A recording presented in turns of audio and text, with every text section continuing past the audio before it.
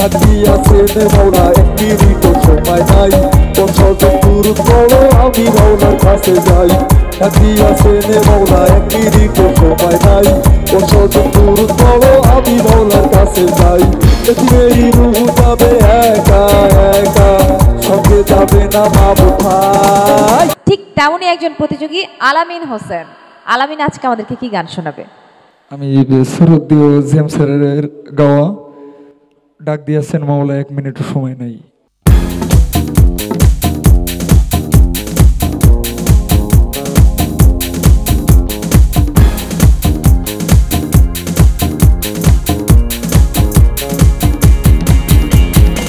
থাকিয়াছেন মাওলা এক মিনিট সময় নাই কোন সজন দূর করো আমি মাওলার কাছে যাই থাকিয়াছেন মাওলা এক মিনিট সময় নাই কোন সজন দূর করো আমি মাওলার কাছে যাই।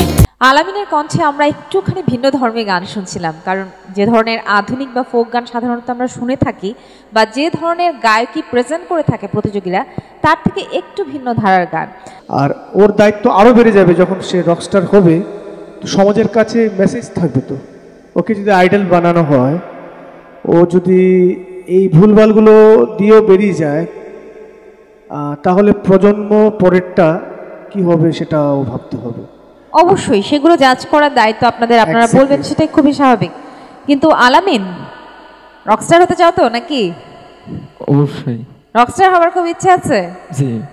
কিন্তু নার্ভাস হলে চলবে না, আরো ভালো গান গাইতে হবে, আরো ভালো পারফরমেন্স দিতে হবে দর্শকের সামনে। কেমন? Best of luck.